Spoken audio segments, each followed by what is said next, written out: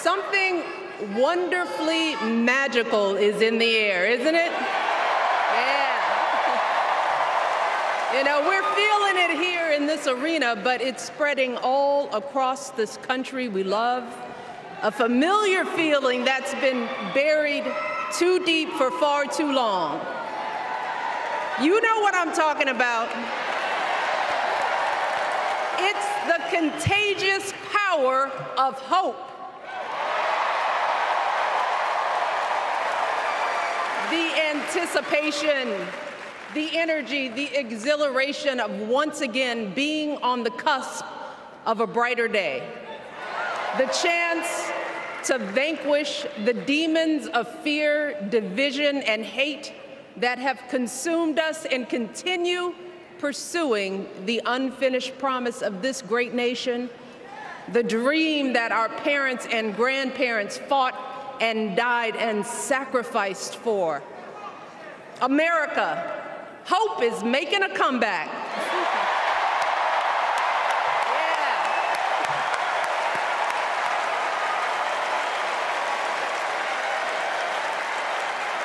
But to be honest, I am realizing that until recently, I have mourned the dimming of that hope. And maybe you've experienced the same feelings. Is that deep pit in my stomach, a palpable sense of dread about the future. And for me, that mourning has also been mixed with my own personal grief. The last time I was here in my hometown was to memorialize my mother, the woman who showed me the meaning of hard work and humility and decency, the woman who set my moral compass high and showed me the power of my own voice. Folks,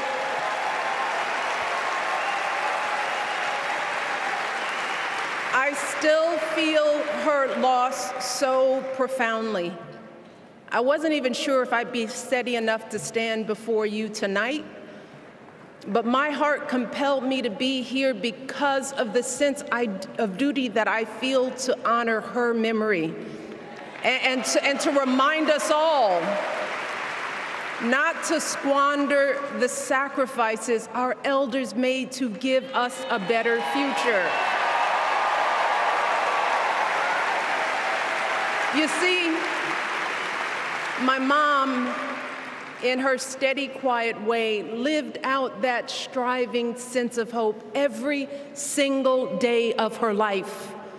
She believed that all children, all people have value, that anyone can succeed if given the opportunity. She and my father didn't aspire to be wealthy. In fact, they were suspicious of folks who took more than they needed. They understood that it wasn't enough for their kids to thrive if everyone else around us was drowning. So my mother volunteered at the local school. She always looked out for the other kids on the block. She was glad to do the thankless, unglamorous work that for generations has strengthened the fabric of this nation. The belief that if you do unto others, if you love thy neighbor, if you work and scrape and sacrifice, it will pay off. If not for you, then maybe for your children or your grandchildren. You see, those values have been passed on through family farms and factory towns, through tree-lined streets and crowded tenements, through prayer groups and National Guard units and social studies classrooms. Those were the values my mother poured into me until her very last breath. Kamala Harris and I built our lives on those same foundational values. Even though our mothers grew up an ocean apart, they shared the same belief in the promise of this country. That's why Her mother moved here from India at 19. It's why she taught Kamala about justice, about the obligation to lift others up, about our responsibility to give more than we take. She'd often tell her daughter, "Don't sit around and complain about things, do something." So, with that voice in her head, Kamala went out and she worked hard in school, graduating from an HBCU, earning her law degree at a state school. And then she went on to work for the people, fighting to hold lawbreakers accountable, strengthening the rule of law, fighting to get folks better wages, cheaper prescription drugs, a good education, decent health care, child care, elder care. From a middle-class household, Kamala worked her way up to become Vice President of the United States of America. My girl, Kamala Harris, is more than ready for this moment. She is one of the most qualified people ever to seek the office of the presidency. And she is one of the most dignified. A tribute to her mother, to my mother, and to your mother too. The embodiment of the stories we tell ourselves about this country. Her story is your story. It's my story. It's the story of the vast majority of Americans trying to build a better life. Look, Kamala knows, like we do, that regardless of where you come from, what you look like, who you love, how you worship, or what's in your bank account, we all deserve the opportunity to build a decent life. All of our contributions deserve to be accepted and valued. Because no one has a monopoly on what it means to be an American. No one.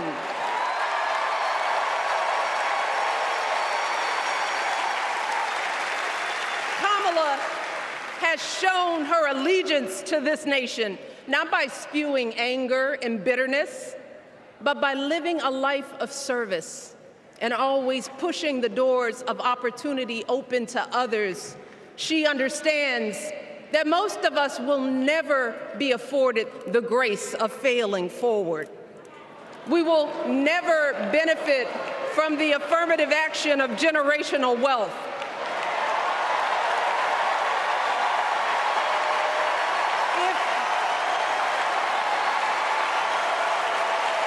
If we bankrupt a business or choke in a crisis, we don't get a second, third, or fourth chance. If things don't go our way, we don't have the luxury of whining or cheating others to get further ahead. No.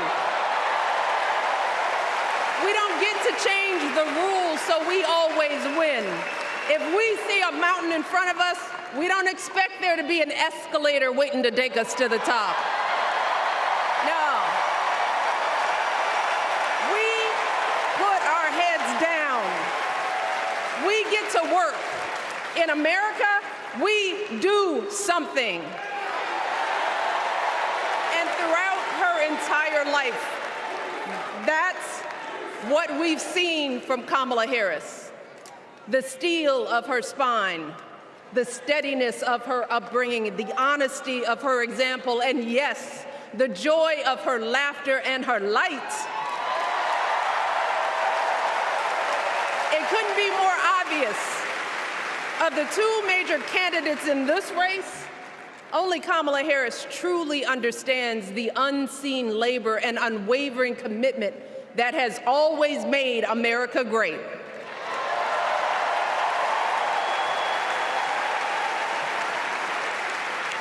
Now, unfortunately, we know what comes next. We know folks are going to do everything they can to distort her truth. My husband and I sadly know a little something about this. For years, Donald Trump did everything in his power to try to make people fear us.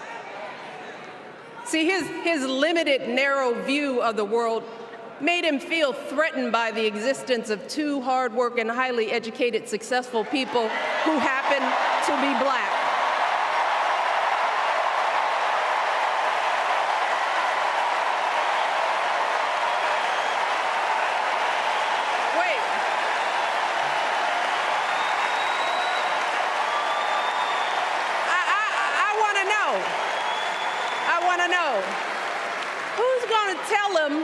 Who's going to tell him that the job he's currently seeking might just be one of those black jobs?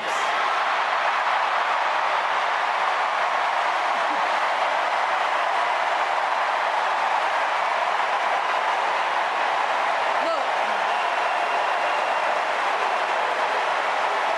it's his same old con. His same old con. Doubling down on ugly, misogynistic, racist lies as a substitute for real ideas and solutions that will actually make people's lives better.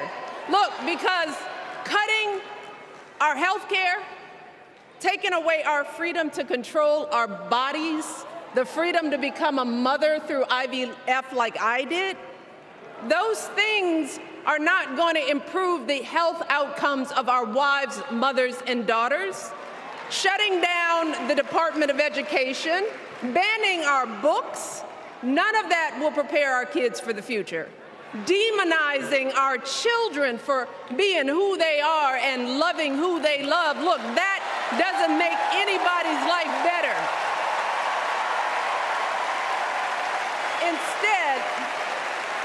Instead, it only makes us small. And let me tell you this, going small is never the answer. Going small is the opposite of what we teach our kids. Going small is petty, it's unhealthy, and quite frankly, it's unpresidential.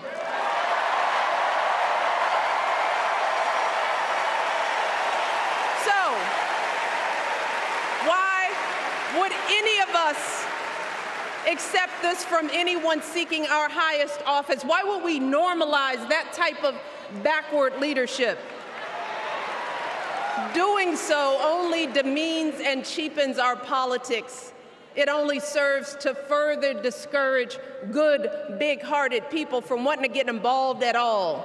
America, our parents taught us better than that, and we deserve so much better than that. That's why we must do everything in our power to elect two of those good, big-hearted people.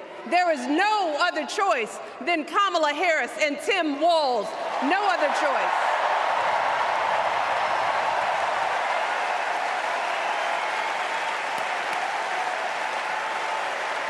But as we embrace this renewed sense of hope, let us not forget the despair we have felt. Let us not forget what we are up against. Yes, Kamala and Tim are doing great now. We're loving it. They're packing arenas across the country. Folks are energized. We are feeling good. But remember, there are still so many people who are desperate for a different outcome, who are ready to question and criticize every move Kamala makes, who are eager to spread those lies, who don't want to vote for a woman, who will continue to prioritize building their wealth over ensuring that everyone has enough. So no matter how good we feel tonight or tomorrow or the next day, this is going to be an uphill battle. So folks, we cannot be our own worst enemies. No. See, because the minute something goes wrong, the minute a lie takes hold, folks, we cannot start wringing our hands. We cannot get a Goldilocks complex about whether everything is just right. And we cannot indulge our our anxieties about whether this country will elect someone like Kamala instead of doing everything we can to get someone like Kamala elected.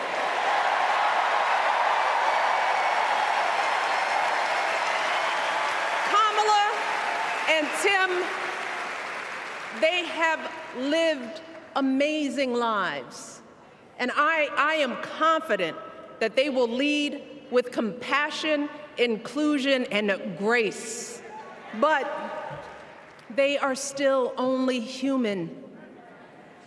They are not perfect. And like all of us, they will make mistakes. But luckily, y'all, this is not just on them. No, this is up to us, all of us, to be the solution that we seek. It's up to all of us to be the antidote to the darkness and division. Look, I don't care how you identify politically, whether you're Democrat, Republican, Independent, or none of the above. This is our time to stand up for what we know in our hearts is right.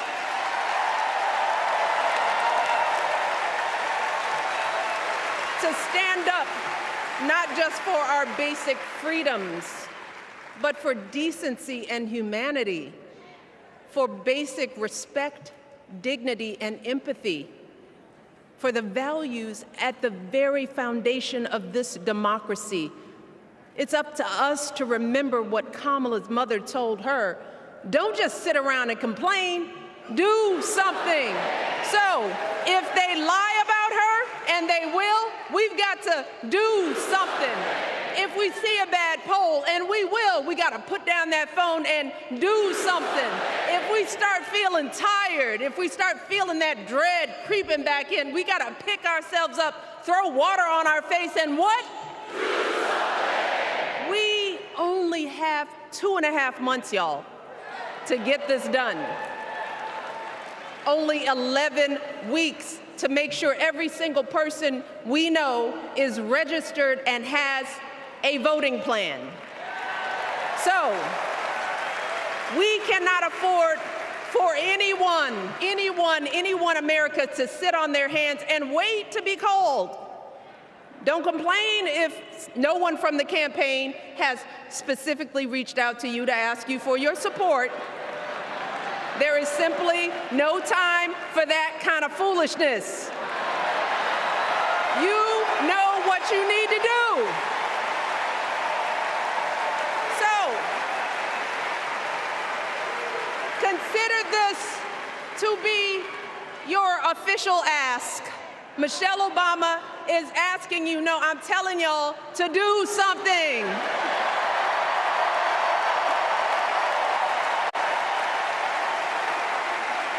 Because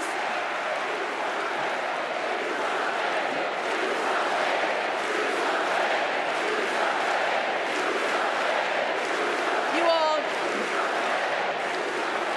this election is going to be close. In some states, just a handful, listen to me, a handful of votes in every precinct could decide the winner. So we need to vote in numbers that erase any doubt. We need to overwhelm any effort to suppress us. Our fate is in our hands. In 77 days, we have the power to turn our country away from the fear, division, and smallness of the past. We have the power to marry our hope with our action. We have the power to pay forward the love, sweat, and sacrifice of our mothers and fathers and all those who came before us. We did it before, y'all, and we sure can do it again. Let us work like our lives depend on it. And let us keep moving our country forward and go higher, yes, always higher than we've ever gone before as we elect the next President and Vice President of the United States, Kamala Harris and Tim Walz. Thank you all. God bless.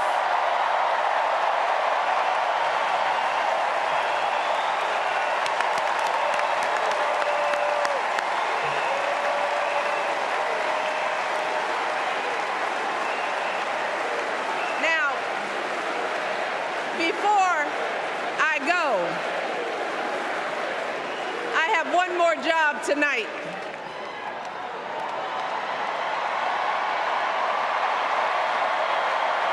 Yeah, one more job. You all, thank you for all the love, but it is now my honor to introduce somebody who knows a whole lot about hope. Someone who has spent his life strengthening our democracy, and let me tell you, as someone who lives with him, he wakes up every day, and thinks about what's best for this country. Please welcome America's 44th president and the love of my life, Barack Obama.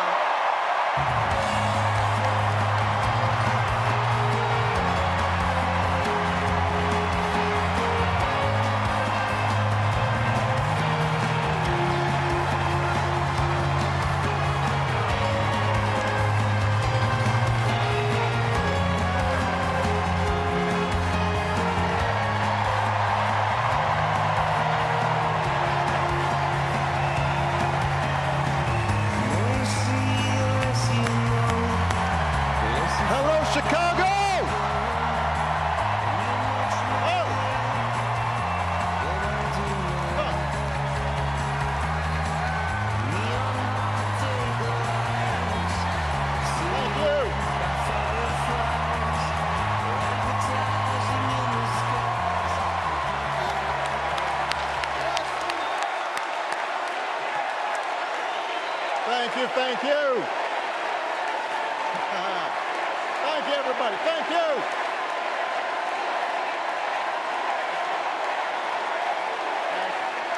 Thank you. All right. That's enough. Thank you. Chicago, it's good to be home. It is good to be home, and I don't know about you, but I'm feeling fired up.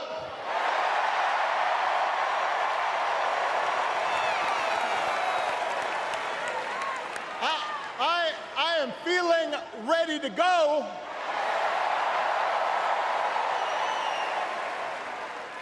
Even if I am the only person stupid enough to speak after Michelle Obama.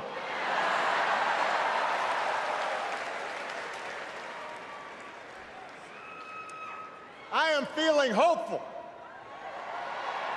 because this convention has always been pretty good to kids with funny names who believe in a country where anything is possible. Because we have a chance to elect someone who has spent her entire life trying to give people the same chances America gave her. Someone who sees you and hears you and will get up every single day and fight for you. The next president of the United States of America, Kamala Harris.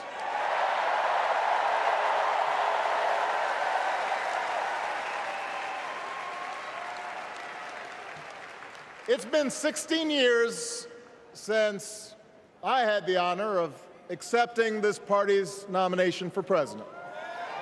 And I know that's hard to believe because I have not aged a bit. But it's true.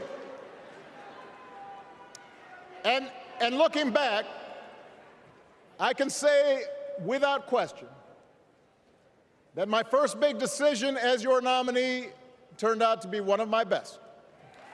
And that was asking Joe Biden to serve by my side as vice president.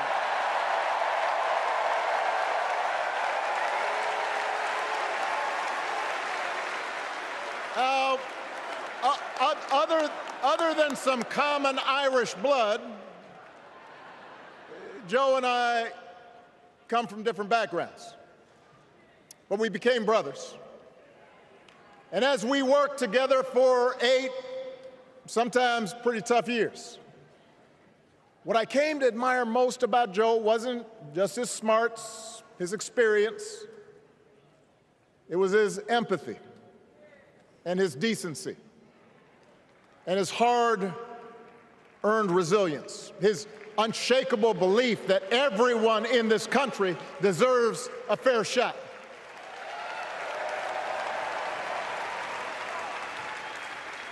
And over the last 4 years, those are the values America has needed most. At a time when millions of our fellow citizens were sick and dying, we needed a leader with the character to put politics aside and do what was right. At a time when our economy was reeling, we needed a leader with the determination to drive what would become the world's strongest recovery. 15 million jobs, higher wages, lower health care costs.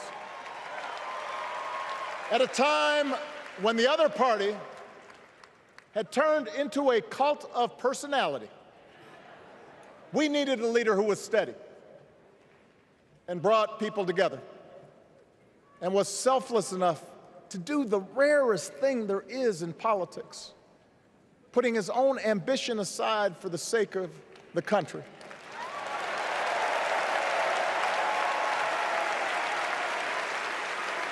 History will remember Joe Biden as an outstanding president who defended democracy at a moment of great danger. And I am proud to call him my president, but I am even prouder to call him my friend.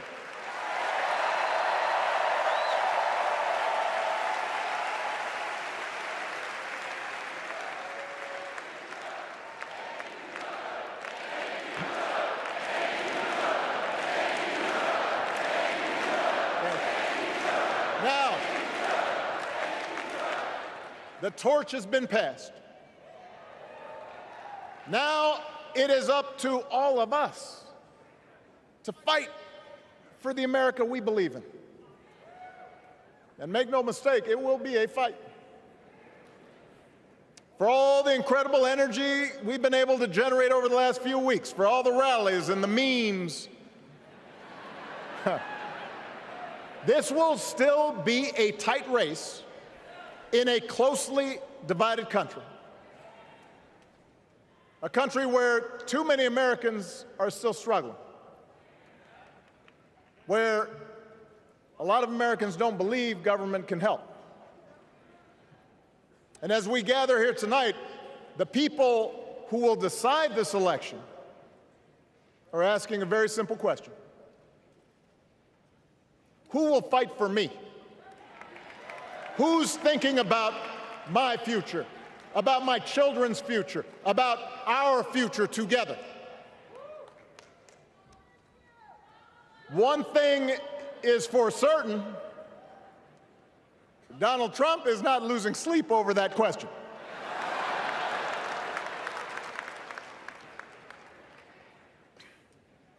Here's a 78-year-old billionaire who has not stopped whining about his problems since he rode down his golden escalator 9 years ago. It has been a constant stream of gripes and grievances that's actually been getting worse now that he's afraid of losing to Kamala. There's the childish nicknames, the crazy conspiracy theories, this weird obsession with crowd sizes.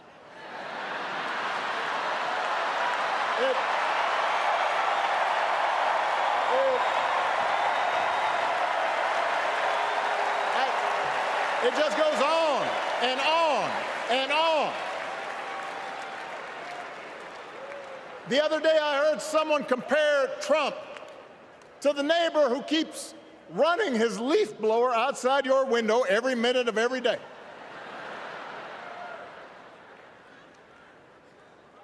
Now, from a neighbor, that's exhausting. From a president, it's just dangerous. The truth is, Donald Trump sees power as nothing more than it means to his ends. He wants the middle class to pay the price for another huge tax cut that would mostly help him and his rich friends. He killed a bipartisan immigration deal written in part by one of the most conservative Republicans in Congress that would have helped secure our southern border, because he thought trying to actually solve the problem would hurt his campaign. He doesn't. Do not boo. Vote.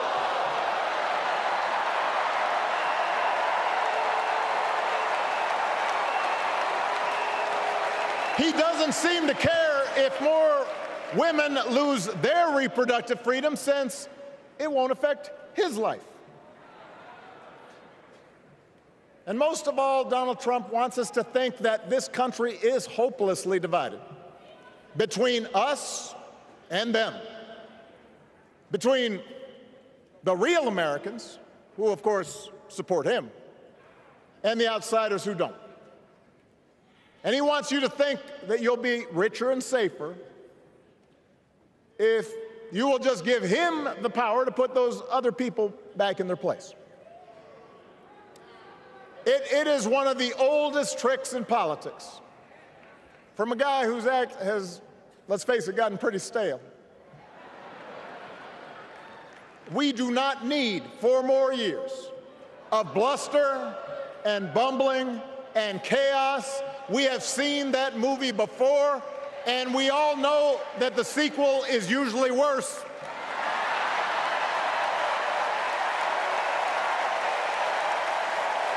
America's ready for a new chapter. America's ready for a better story. We are ready for a President Kamala Harris.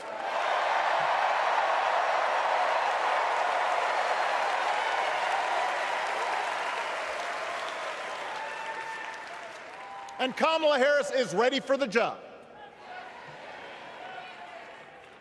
This is a person who has spent her life fighting on behalf of people who need a voice and a champion. As you heard from Michelle, Kamala was not born into privilege. She had to work for what she's got. And she actually cares about what other people are going through. She's not the neighbor running the leaf blower. She's the neighbor rushing over to help when you need a hand. As a prosecutor, Kamala stood up for children who had been victims of sexual abuse. As an attorney general of the most populous state in the country, she fought big banks and for-profit colleges, securing billions of dollars for the people they had scammed. After the home mortgage crisis, she pushed me and my administration hard to make sure homeowners got a fair settlement. Didn't matter that I was a Democrat. Didn't matter that she had knocked on doors for my campaign in Iowa. She was going to fight to get as much relief as possible for the families who deserved it.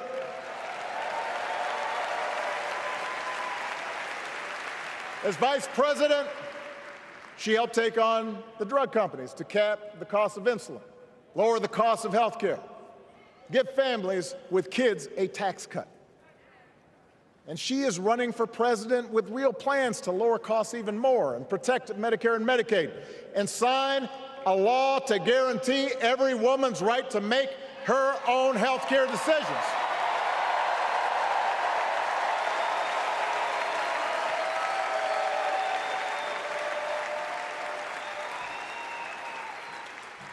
In other words, Kamala Harris won't be focused on her problems. She'll be focused on yours. As president, she won't just cater to her own supporters and punish those who refuse to kiss the ring or bend the knee. She'll work on behalf of every American. That's who Kamala is. And in the White House, she will have an outstanding partner in Governor Tim Walz.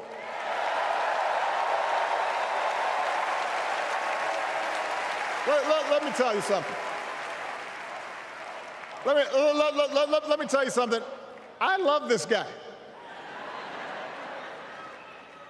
Tim is the kind of person who should be in politics. Born in a small town, served his country, taught kids, coached football, took care of his neighbors. He knows who he is, and he knows what's important. You can tell those flannel shirts he wears don't come from some political consultant. They come from his closet, and they have been through some stuff.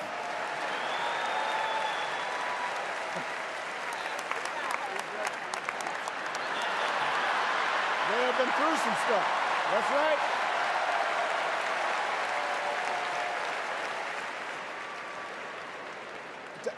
Together, Kamala and Tim have kept faith with America's central story. A story that says we are all created equal. All of us endowed with certain inalienable rights, that everyone deserves a chance, that even when we don't agree with each other, we can find a way to live with each other. That's Kamala's vision. That's Tim's vision. That's the Democratic Party's vision. And our job over the next 11 weeks is to convince as many people as possible to vote for that vision. Now, it won't be easy. The other side knows it's easier to play on people's fears and cynicism, always has been.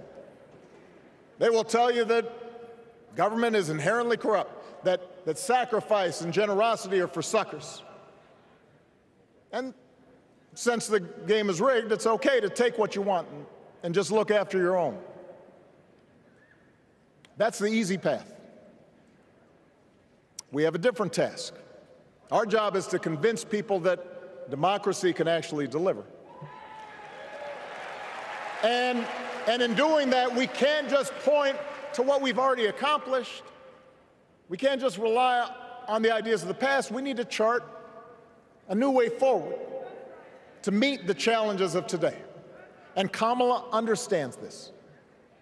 She knows, for example, that if we want to make it easier for more young people to buy a home, we need to build more units and clear away some of the outdated laws and regulations that made it harder to build homes for working people in this country. That is a priority, and she's put out a bold new plan to do just that.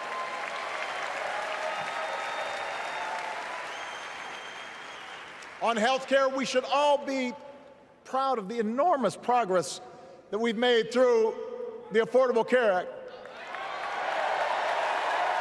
providing millions of people access to affordable coverage, protecting millions more from unscrupulous insurance practices. I noticed, by the way, that since it's become popular, they don't call it Obamacare no more.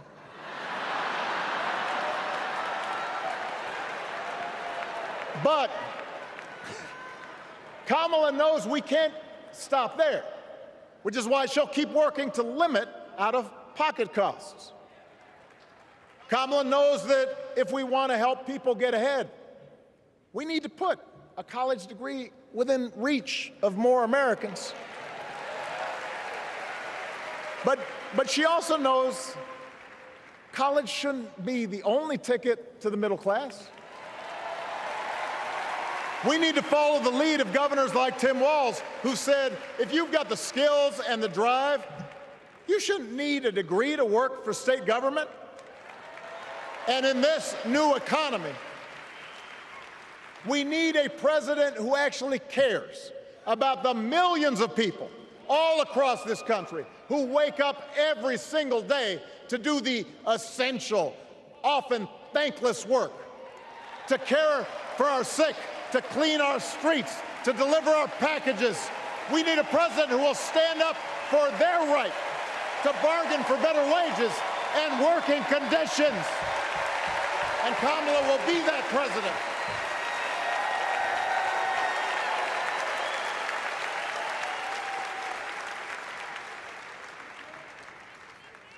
Yes, she can.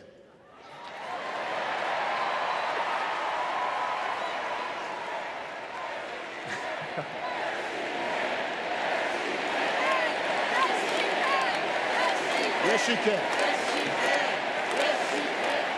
A Harris-Walz administration can help us move past some of the tired old debates that keep stifling progress, because at their core, Kamala and Tim understand that when everybody gets a fair shot, we are all better off.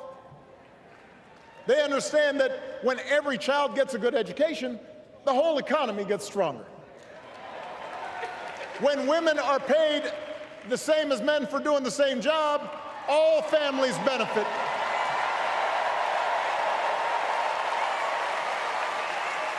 They understand that we can secure our borders without tearing kids away from their parents, just like we can keep our streets safe while also building trust between law enforcement and the communities they serve and eliminating bias. That will make it better for everybody.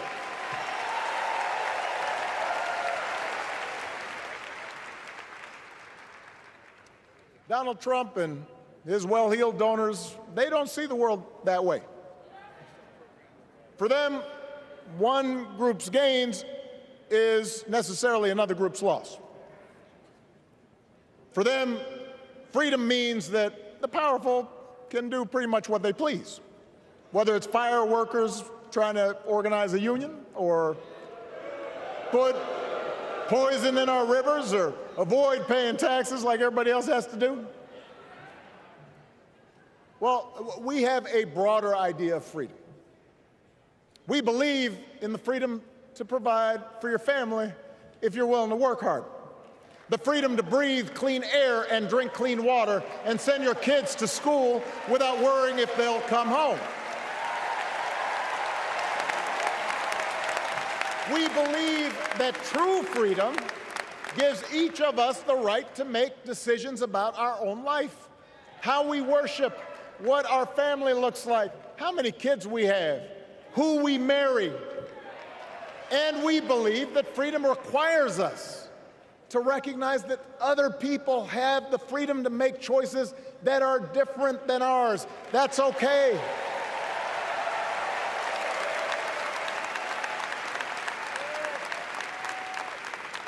That's the America Kamala Harris and Tim Walz believe in. An America where we, the people, includes everyone.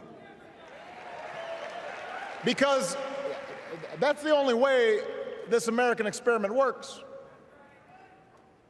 And despite what our politics might suggest, I think most Americans understand that.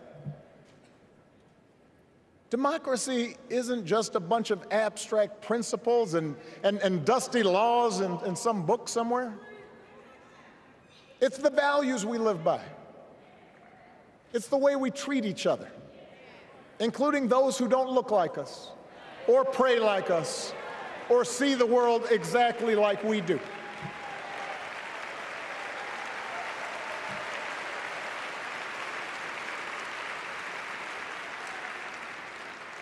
That sense of mutual respect has to be part of our message. Our politics have become so polarized these days that all of us across the political spectrum seem so quick to assume the worst in others, unless they agree with us on every single issue.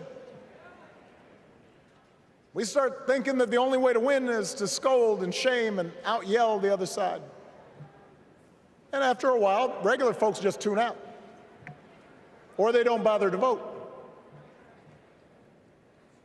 Now, that approach may work for the politicians who just want attention and thrive on division, but it won't work for us.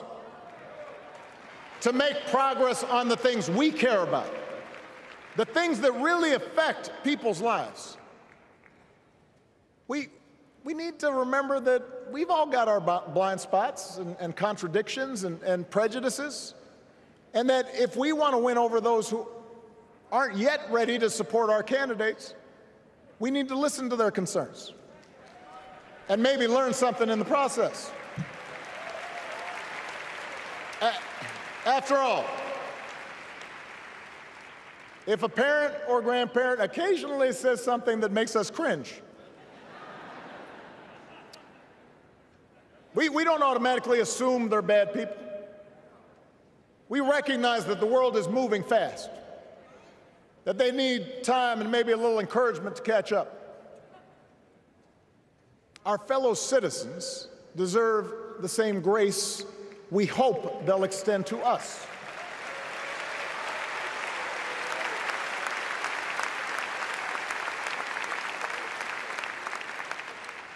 That's how we can build a true democratic majority, one that can get things done. And by the way, that does not just matter to the people in this country. The rest of the world is watching to see if we can actually pull this off.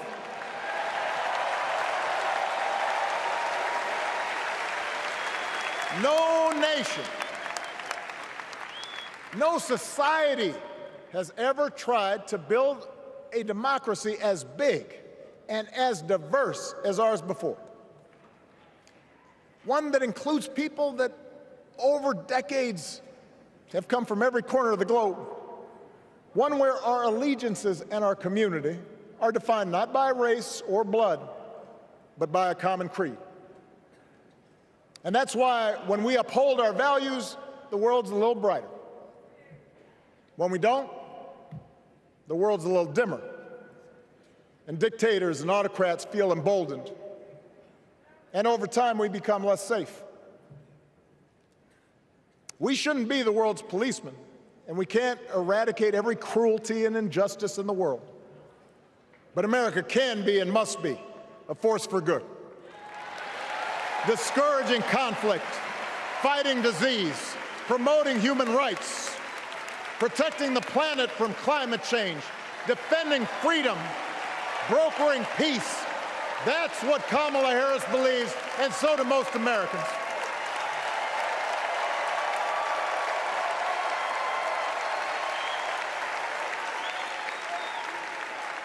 Now,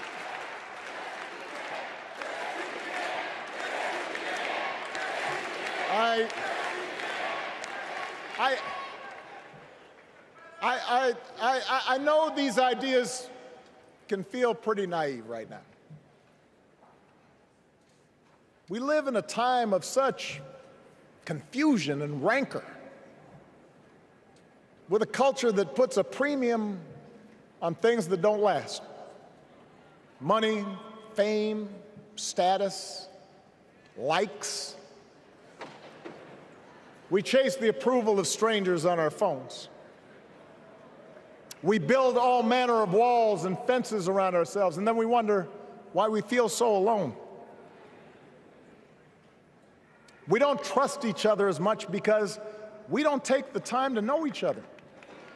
And in that space between us, politicians and algorithms teach us to caricature each other and troll each other and fear each other. But here's the good news, Chicago. All across America, in big cities and small towns, away from all the noise, the ties that bind us together are still there. We still coach Little League and look out for our elderly neighbors. We still feed the hungry in churches and mosques and synagogues and temples. We share the same pride when our Olympic athletes compete for the gold. Because the vast majority of us do not want to live in a country that's bitter and divided. We want something better. We want to be better. And the joy and the excitement that we're seeing around this campaign tells us we're not alone. You know, I've spent a lot of time thinking about these past few months because, as Michelle mentioned, this summer we lost her mom, Ms. Marion Robinson. And I don't know that anybody has ever loved their mother-in-law any more than I love mine. Mostly it's because she was funny and wise and the least pretentious person I knew. That, and she always defended me with Michelle when I messed up. I'd hide behind her.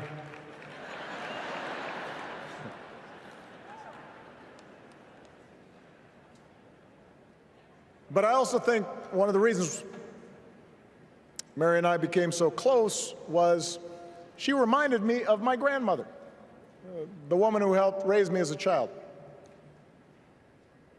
And on the surface, the two of them did not have a lot in common. One was a black woman from right here, south side of Chicago, right down the way. Went to Englewood High School. The other was a little old white lady born in a tiny town called Peru, Kansas. Now, I know there aren't that many people from Peru.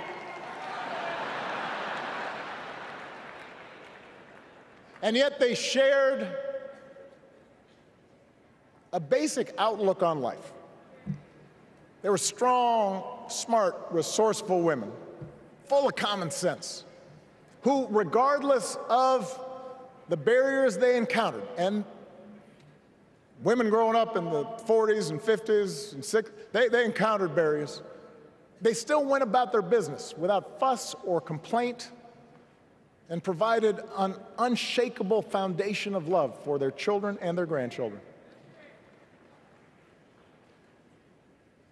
In that sense, they both represented an entire generation of working people who, through war and depression, discrimination and limited opportunity, helped build this country.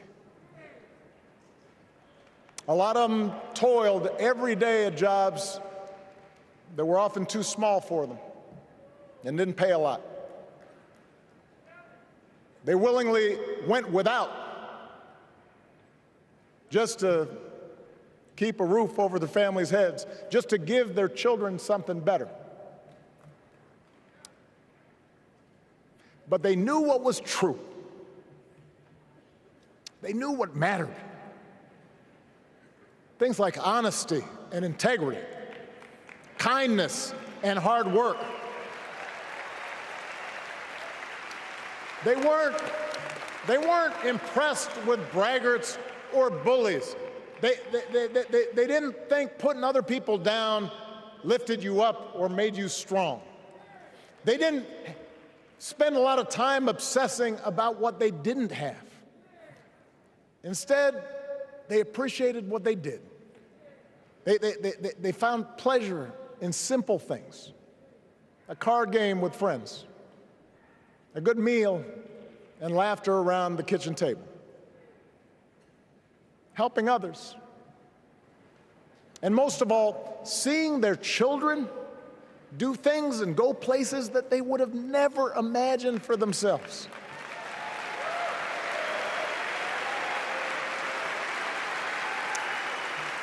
Whether you are a Democrat or a Republican or somewhere in between, we have all had people like that in our lives. People like Kamala's parents, who crossed oceans because they believed in the promise of America. People like Tim's parents, who taught him about the importance of service.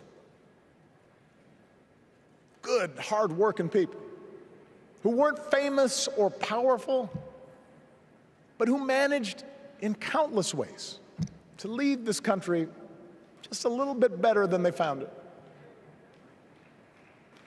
As much as any policy or program, I believe that's what we yearn for. A return to an America where we work together and look out for each other. A restoration of what Lincoln called, on the eve of Civil War, our bonds of affection. An America that taps what he called the better angels of our nature. That is what this election is about. And I believe that's why if we each do our part over the next 77 days, if we knock on doors, if we make phone calls, if we talk to our friends, if we listen to our neighbors,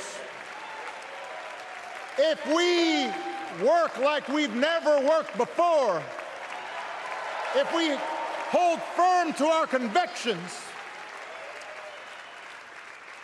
we will elect Kamala Harris as the next President of the United States, and Tim Walz as the next Vice President of the United States. We will elect leaders up and down the ballot who will fight for the hopeful, forward-looking America we all believe in, and together we too will build a country that is more secure and more just, more equal, and more free. So let's get to work. God bless you, and God bless the United States of America.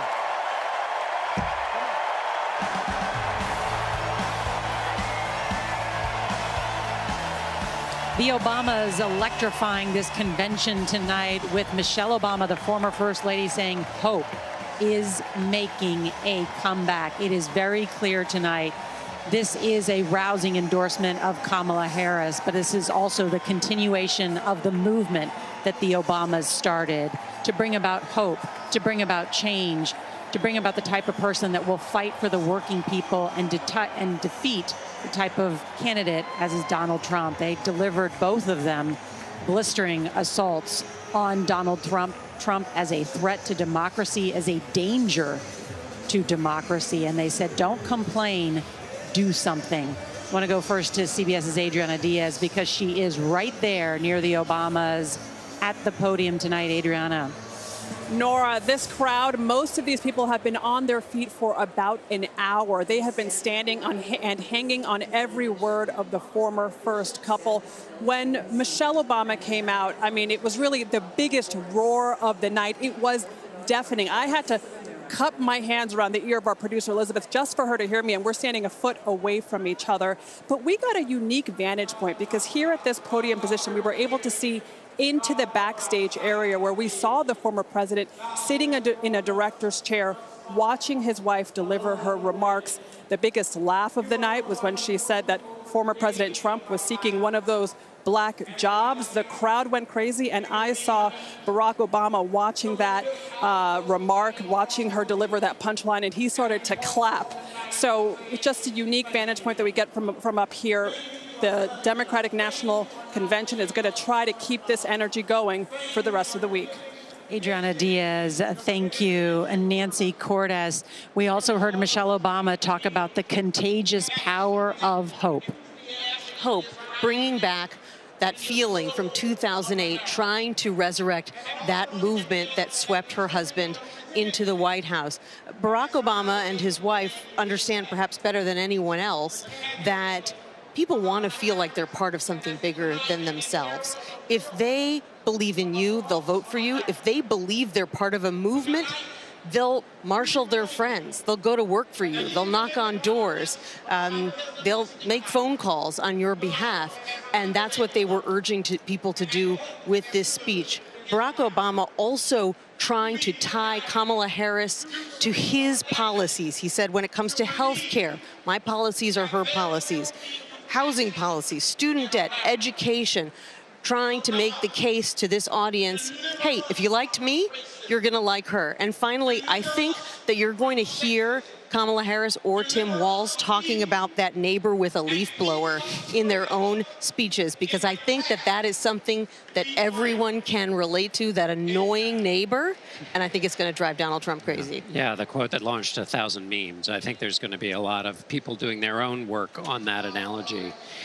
In 2012, I was in the Obama campaign headquarters, and they were feeling a little low, and staffers used to watch his old speeches on their computers as nourishment. These two speeches by the Obamas are going to serve that purpose. They will be watched, and going to your point, Nancy, the movement that they tried to argue that people are going to be a part of is an American one. when they talked about Michelle Obama's mother and those values that are enduring. When Barack Obama talks about Little League and extending grace that we extend in the small spaces of our lives, that gets people wrapped into a campaign in ways that they recognize in their own lives make them feel good. And that's when politics works the best. And then finally, I think these two speeches plus Doug Emhoff's speech also are a shield against what Donald Trump is doing, which is to say Kamala Harris is the other. She is something you don't recognize. What he started by claiming that Barack Obama was born in Kenya.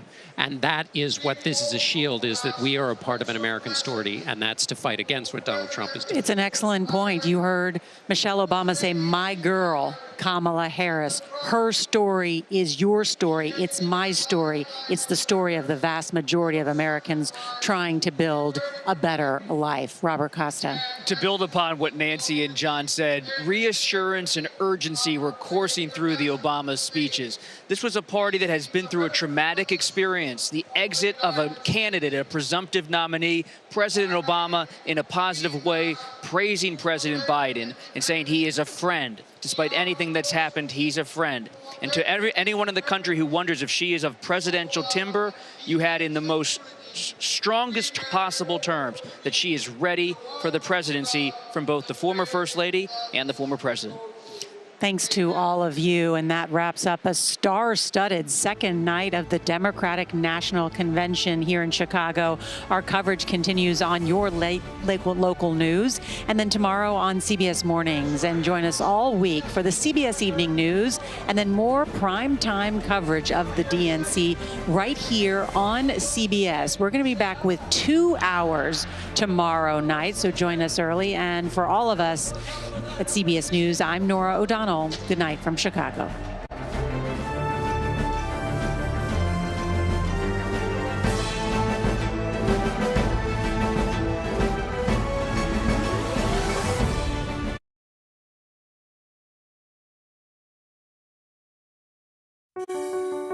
Washington is the seat of power. National security, foreign policy, global economics, every story comes